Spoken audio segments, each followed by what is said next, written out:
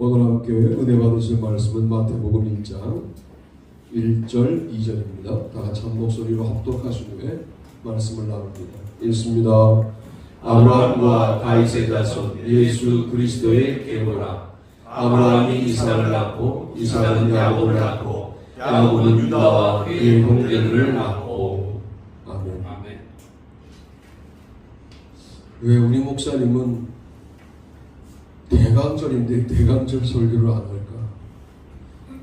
성탄절이 지금 여러분과 함께 저희가 한 20번 정도 지나가고 있거든요. 성탄절 설교 뻔하잖아요. 목사들의 고민입니다. 그래서 했던 설교를 다시 읽었는데 거기에 또 새로운 깨달음을 주셔서 오늘은 그 말씀을 함께 나누도록 하겠습니다. 이미 제가 여러분께 드렸던 말씀 가운데 마태복음에 4가지의 예수님의 이름이 나온다. 첫째는 다윗의 자손이다. 주께서 이루신다. 둘째는 예수다. 주께서 구원하신다. 셋째는 임마누엘이다. 주께서 함께 하신다. 넷째는 유대인의 왕이다. 주께서 세우신다. 이렇게 말씀드린 적이 있는데 오늘은 하나, 둘, 셋을 묶어서 둘, 네 번째를 셋 이렇게 설교할 거예요. 그리고 다시 읽어보니까 이렇게 읽어졌습니다. 약속을 성취하시는 하나님은 낳게 하신다. 아브라함이 이삭을 낳고 라고 아브라함의 역사를 정말 단순하게 소개하지만 거기에 숱한 이야기들이 있는 것을 우린 이미 창세기에서 알고 있잖아요. 그때부터 예수님이 오시기로 준비되어 있었던 거죠. 더 정확하게는 태초에 하나님이 천지를 창조하시니라 하고 3장에 선악과를 따먹고 난 다음에 저들을 어떻게 하지? 그때부터 예수님 기획은 하나님의 마음에서 시작된 것이 아니겠는가. 아브라함이 살면서 몇십 대를 지나면 우리의 이 가문에서 이 족보에서 예수라는 분이 나타나 인류를 구원할 거야 알고 인생을 살지 못합니다. 그냥 사는 거죠. 그런데 몇십 대를 지나서 예수님이 이 땅에 그 족보를 통하여 오시는 거죠. 이게 430년이 걸린 약속 성취의 역사였습니다.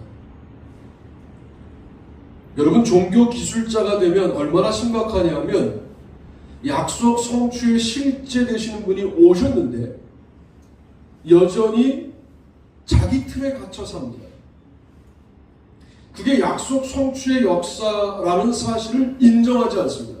대단히 무섭습니다. 여러분, 유연해지셔야 돼요. 할렐루야. 물 같은 분이 되셔야 돼요. 어디든 담겨야 되고 누구하고도 섞여야 되고. 그런데 그리스도인의 중심은 또 잃어버리지 말아야 되고. 참 어려운 거죠. 바리새인처럼 되면 안 됩니다. 제가 요즘 말씀을 묵상하면서 깜짝 놀라는 게 제가 바리새인을 닮아가는 것 같아요. 후배들이 뭐 하나 실수하면 끝까지 용서하지 않고 그런 거 그거 바리새인이죠. 나는 성도에게 뭐 다 잘하나? 성도들이 뭐 하나 우리 못하는 성도도 없습니다만 실수하면 안 잊어버리려고 하고 이거 잘못 사는 거거든요. 유연해지셔야 돼요. 그래서 약속 성취가 시작되는 힘은 어디에 있느냐? 물론 하나님의 계획이 있습니다. 그러나 여러분의 낳고 살아가는 일상생활 속에 그 약속은 이미 성취되고 있는 중이다 라고 말씀을 드립니다. 매번 주님께서 우리에게 오셨다라고 예배를 드리는데 오신 것 같지 않은데요 라고 하는 감정을 말씀하시는 분들에게 제가 오늘 답변할게요. 여러분, 찢고 가끔 까불기도 하고 웃고 울고 넘어지고 다시 일어나고 살아가는 여러분의 모든 일상생활, 그 일상생활을 설명하는 한 단어가 뭐냐면 낳고입니다. 그게 역사를 이루어 가시는 주님의 방식이라는 사실을 기억하고 여러분의 일상을 소중하게 살아가시게 되기를 바랍니다. 하나님의 약속 성취가 얼마나 실질적인가를 보여주고 있는 본문이 낳고입니다. 그래서 아브라함이 이삭을 낳은 거야. 이삭이 야곱을 낳은 거야. 야곱이 그의 형제들을 낳은 거야. 왜? 내가 계획했으니까. 내가 섭리했으니까. 지금 너의 능력으로 먹고 살고 있다고 착각하니? 아니야. 내가 너를 통하여 주님의 역사를, 나의 역사를 이루어가는 거야. 너 그래서 살고 있는 거야. 라고 오늘 마태복음이 말씀하고 있는 거예요. 이렇게 읽어보자 이거예요. 앞으로 말씀을. 사소해 보일 때도 있어요. 아미나답이 아무개를 낳고 라고 말할 때 여러분 잘 모르시는 이름이죠? 그러나 우리에게 유력한 아브라함이 이삭을 낳고만 하나님의 역사가 아니고 아미나답이 누구를 낳고도 하나님의 역사라는 사실을 기억해야 합니다. 만약 그대가 빠졌다면 역사는 단절되는 것인데 그 대를 살아갔던 매우 평범한 사람들의 역사, 다말, 라합, 룻, 보아스의 아내, 우리아의 아내,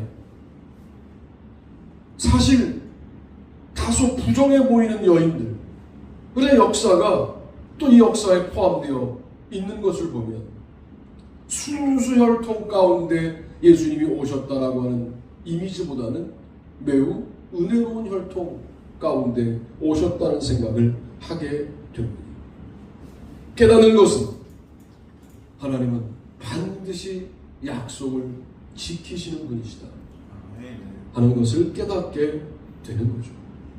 우리는 그 안에 살아가면서 그 유력한 인물 아브라함도 기다리다 못해 엘리에셀을, 기다리다 못해 이스마엘을, 기다리다 못해 결국은 이삭을 얻습니다마는, 그게 인간입니다마는 우리는 또다시 한번 우리를 돌아보게 되는 것은 주님이 나에게 약속하신 부분들이 이루어지기에는 요원해 보이는 요즘 나의 현실, 우리의 현실 속에서 나는 여전히 약속 성취의 하나님 예수님을 기다리고 있느냐, 기대하고 있느냐, 그런 마음으로 일상을 살고 있느냐를 마태복음은 질문하고 있는 것이죠.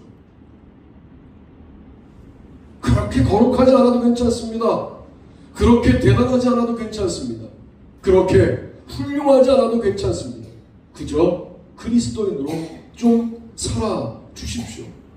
그러면 그 역사 속에 주님이 알아서 들어오시고 통치하시고 다스리시고 인도하셔서 결국은 약속을 이루어 가신다라고 마태복음의 족보는 우리에게 말씀하시고 있는 겁니다. 누가 신앙생활을 구체적이지 않다라고 말합니까? 세상에 속한 사람들의 말이 그런 거예요. 니들은 맨날 찬양하고 천국이 있다고 말하고 그 구름 잡는 거 아니냐? 라고 말해요. 그런데 나중에 보십시오. 그들이 죽어가면서 남길 이야기를 한번 생각해 보세요. 마지막 죽을 때쯤에 야 정말 인생이 구름 같다. 인생이 이슬 같다. 인생이 순간 같다. 인생이 정말 꿈만 같다. 내가 태어난 게 엊그제 같은데 벌써 죽음을 맞이하게 되었다. 라고 말할 때쯤에 우리가 살고 있는 현실이 추상적인 것이고 하늘나라의 소망이 구체적인 것임을 그때 가서 깨닫는 것은 너무 미련하지 않느냐. 그래서 다윗의 자손 예수 그리스도의 계보라 하시고 아브라함이 이삭을 낳고 라고 구체적 현실을 말씀하고 있는 겁니다. 내가 너희들에게 현실이야. 내가 너희들에게 구체적인 하나님이야, 예수님이야, 성령님이야 하고 말씀하시는 건데, 여러분도 세상을 살다 보니까 세상 속에 살아가는 삶의 이력들이 붙어서 그 흔적들이 붙어서 세상살이는 구체적으로 보이고 신앙생활은 추상적으로 보이신다면 이거는 세상에 속한 삶을 살고 있는 것이다 라고 말씀을 드려요.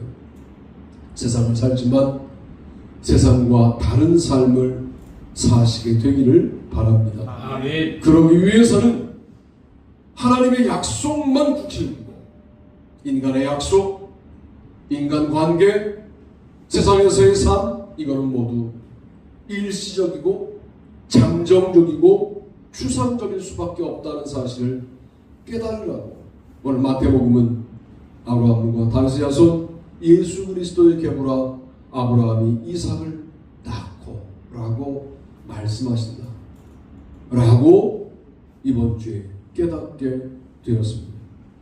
두 번째 깨달음은 이런 것이었어요. 제가 2번, 3번을 더한다고 했어요. 우리 소제목과 본문을 읽어봅니다. 시작. 구원을 성취하시는 하나님은 임마누엘 하신다.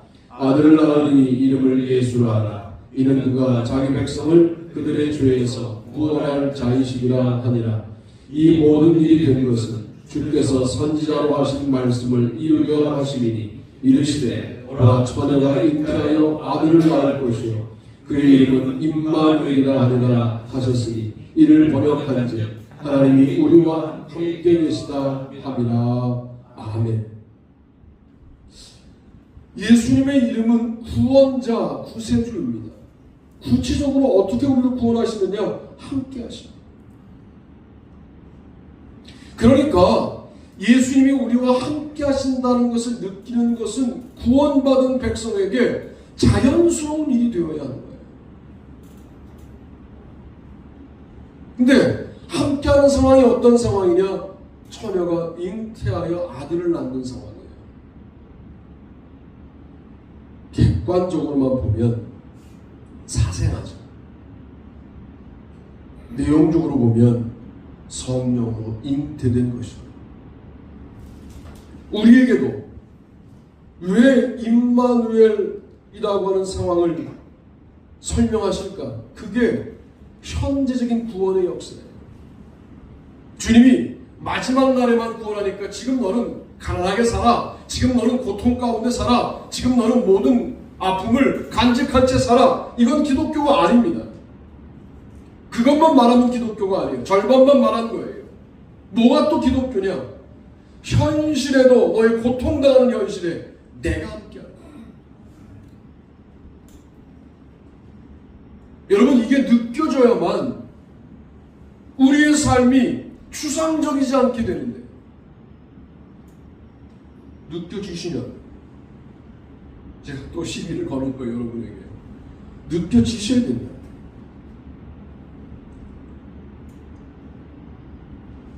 덮개를 옮길 때 어깨에 매개도 있어요. 아비나답, 아까는 아미나답이었고 아비나답과 아요와 우사가 한 집안 식구예요. 덮개를 옮기는 사람들이니까 아마도 제사장 그룹들이 아닐까라고 추정할 뿐이에요. 편리한 방법을 선택합니다. 수레의 실조. 덮개가 떨어지려고 하는 데에만 문제가 있는 게 아니라 수레에 실었을 때부터 문제가 생긴 거예요. 그건 메고 가야 돼요. 물론 아들이 둘이고 아버지가 한 분이니까 누구 한 사람을 객원으로 써야 되는 거죠. 뭐 복잡했겠죠. 편리한 방법을 선택하는 게 수레를 쓰는 방법이었어요.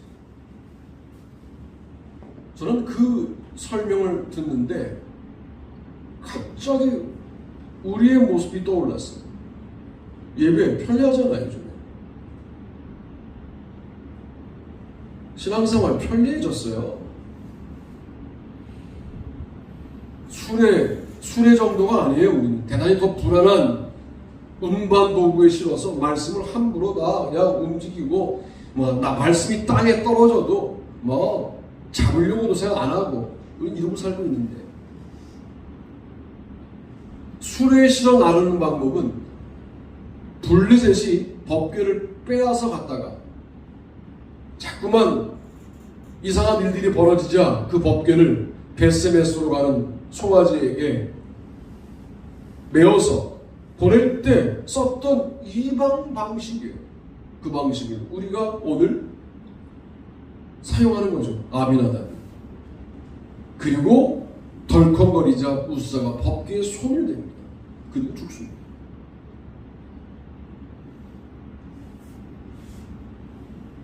하나님께서 말씀하신 대로 해야 되는데 쉬워진 거죠.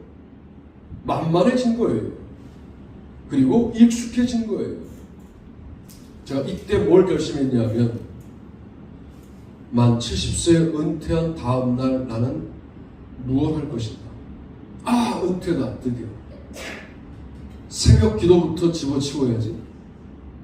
그러면 저는 목회를 아무리 잘 마무리했다고 하더라도 타락한 목사입니다. 어떤 형태로든 지금 하고 있는 일들을 계속 해야 되지 않을까? 그런 생각을 하게 된다. 여러분, 주님이 나와 함께 하신다는 것이 느껴지셔야 구원받은 백성입니다. 여러분들은 믿으면 구원받는데 믿으면이요 현재로 되어 있어요. 믿었던 자가 구원받았던 역사를 말하는 게 아니라 지금도 믿으며 구원받는 역사가 현재를 달리고 있다는 거예요. 그게 뭐겠어요? 지금도 믿고 지금도 구원 백성으로 감격을 느끼는 그 자리에 주님이 와 계셔서 우리와 함께 하신다. 이게 대강절의 의미가 아니겠느냐 라고 말씀을 드리는 거예요. 약속 성취의 하나님은 예수님의 모습으로 이 땅에 여인이 낳는 방식으로 오셨습니다. 그리고 구세주 예수님은 임마누엘 하여 우리와 지금도 함께 하십니다. 이것이 우리가 회복해야 될 아름다운 믿음의 역사가 아니냐라고 말씀을 드립니다. 구체적인 거다 그 말이에요. 별거 아닌 게 아니라 매우 훌륭하고 구체적인 역사이다라고 말씀을 드리는 겁니다. 어떤 상황에서 처녀가 잉태하여 아들을 낳는 매우 절망적인 상황에서 하나님은 예수님으로 우리에게 함께 하고 계신 거죠. 주님이 함께하면 이거 소문나면 돌 맞아 죽을 수 있는 상황에서도 담대해집니다. 말씀대로 이루어질 것을 믿습니다 라고 하는 누가복음의 마리아 같은 믿음을 갖게 되는 거예요. 바로 이게 그리스도인의 담대함입니다. 주님이 나와 함께 하시는데 내가 두려울 게 뭐가 있어? 이게 믿음의 능력이 되는 거예요. 내일이 걱정스러워요. 주님이 함께 하시는데 걱정스러운 내일을 주님이 모르실까? 아시죠. 그렇게 고백하며 나아가는 거예요. 매번 계산하고 있으면, 매번 걱정만 하고 있으면 주님이 함께 하시는 것을 경험하는 인생이 되기가 어렵습니다. 그러나 주님이 함께 하신다는 사실을 구원 백성으로 믿는 자들에게는 주님이 늘 함께 하시는 줄로 믿습니다.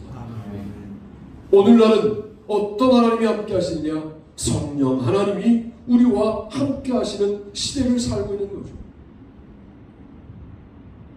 물론 대단한 분은 하나님이시고 훌륭한 분 예수님이시고 풍성한 분이 성령님이실 수밖에 없는 것은 하나님과 예수님의 모든 능력을 구체적으로 우리에게 구현하여 주시고 또 요한복음에 따르면 예수님이 하신 모든 말씀을 깨닫게 하시는 분이 성령님이셔서 그분과 함께 동행하는 이 삶이 참 아름다운 삶이고 능력 있는 삶입니다.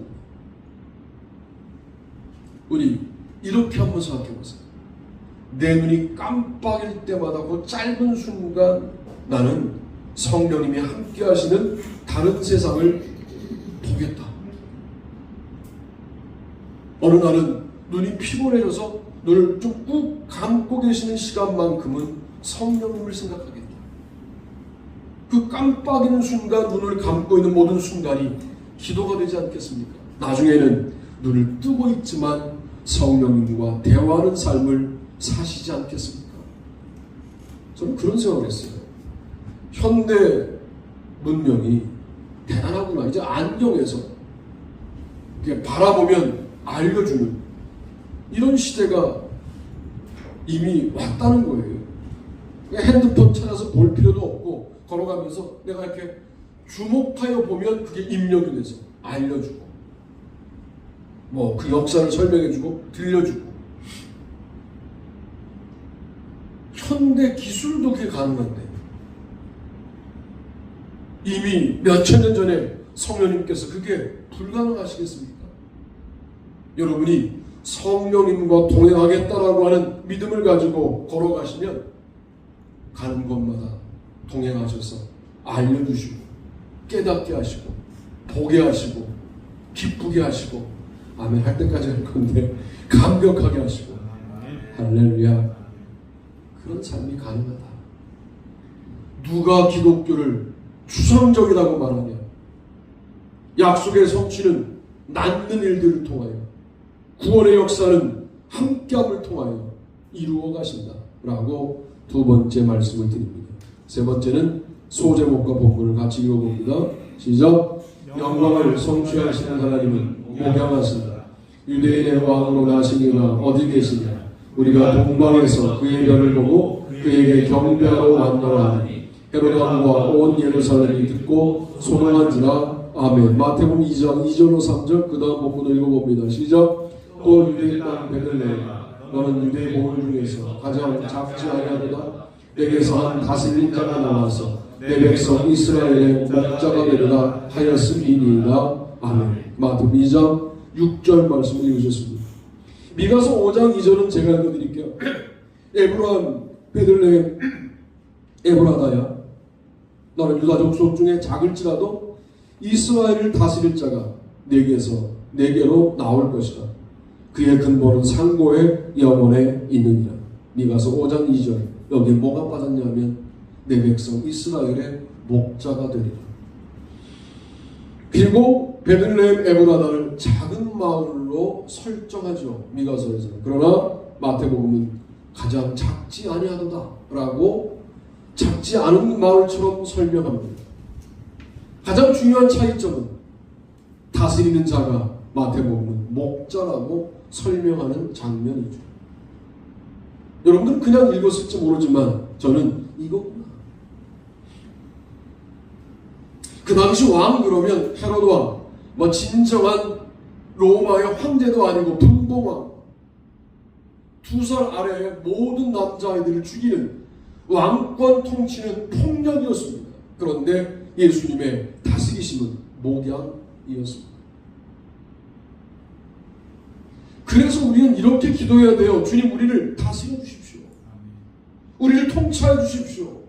그러면 우리를 이름을 하나하나 불러가며 목양하시고 밤을 새도록 지키시고 동행하시고 양이 양을 낳는 일을 지켜보시고 돌보시는 역사가 있게 되는 것이죠.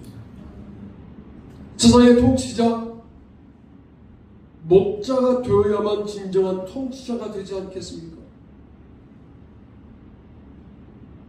목사님들의 목양, 너무 다스리심에만 집중되어 있으면 잘못된 목양 아닙니까? 성도들을 돌보는 일에 치심해야 하지 않겠습니까?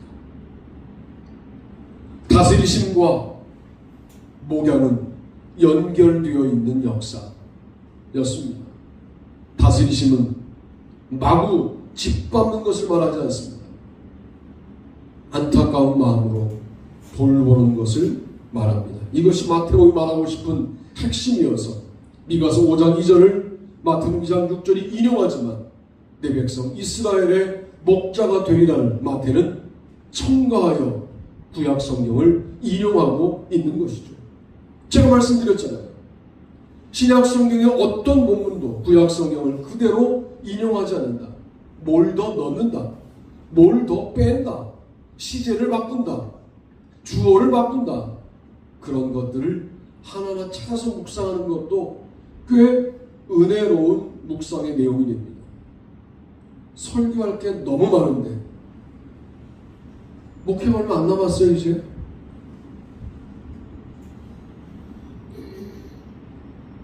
말씀이 이제야 좀 읽히는데 얼마 안 남았습니다.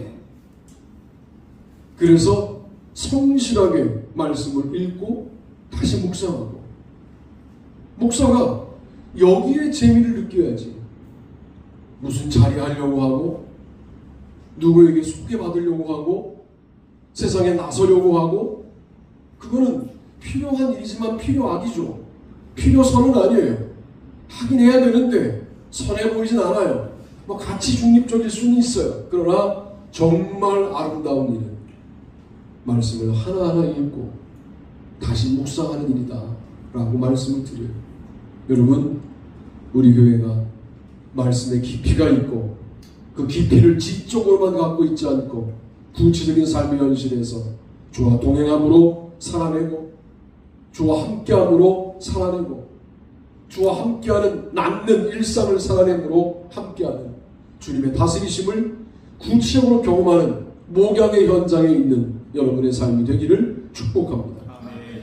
약속을 이루어 가시는 하나님은 아브라함에게서 이삭을 낳게 하십니다. 사람이 사람을 사랑하여 자녀를 낳는 과정 중에 개입하셔서 약속을 이루어 가신다 그 말입니다. 너무 걱정하지 마십시오. 너무 두려워하지도 마십시오. 다 주님의 약속을 이루어가는 과정 중에 있는 겁니다. 아멘. 그러니까 우리 아들은, 우리 남편은 이러지 마세요. 주님의 약속의 흐름 가운데 우리가 있는 것을 인정하고 나의 능력이 아니라 주님의 이끌어 가심 속에 내가 온전히 나를 맡길 때 주께서 우리를 통하여 주님의 역사를 이루어 가시는 줄로 믿습니다. 저는 가끔 그런 생각할 때가 있어요.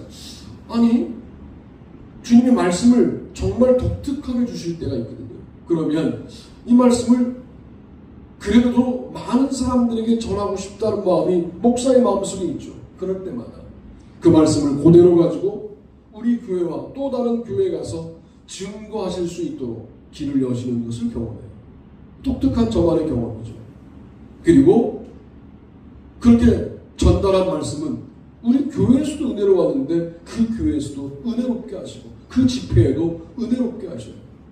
그 집회 한 번 가는 거죠. 여러분, 총독 앞에, 황제 앞에 섰다는 말은 없지만 바울이 한 번 서는 거예요.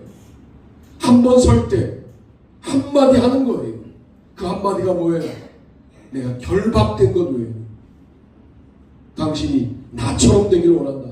이런 거 한마디 하는 거예요. 근데 그 한마디가 로마를 뒤집어 엎고 바꾸고 역사를 써나가는데 그건 바울의 능력이 아니라 바울을 통하여 일하시는 하나님의 역사인 것이죠. 그런 역사를 여러분 가운데서도 이루기를 원하셔요. 어느 날 그냥 작업하러 간 현장에서 괜히 이게 오해를 살 수 있는데, 저 사람과는 친해졌는데 복음을 증거해야 되겠다. 여러분, 뭐 지방 내려가서 복음을 증거한 그분이 우리 교회에 나오리나 이런 기대하지 말고 그때 그런 마음이 들 때 복음을 말하십시오. 그렇게 쓰임 받는 거예요. 그런 건 꾹꾹 참아 누르고 하지 말아야 될 일들은 안 참고 이러시면 하나님이 여러분을 통하여 역사를 써나갈 때 조금 힘드시겠죠. 못 쓰시는 건 아니에요. 힘드실 뿐이에요. 우리가 그렇게 우리를 주님 앞에 내어드리게 되기를 바랍니다. 구원을 이루어 가시는 하나님은 우리와 함께 하시는 방식으로 이루어 가십니다. 영광을 이루어 가시는 하나님은 다스리심과 목양을 관계하게 하시는 방식으로 이루어 가십니다. 하나님의 역사, 예수 그리스도의 오심은 구체적입니다. 구체적으로 다가오시는 하나님, 그분이 바로 우리가 기다리는 예수 그리스도이십니다. 오늘도 그분으로 충만한 하루가 되시기를 주님의 이름으로 축복합니다.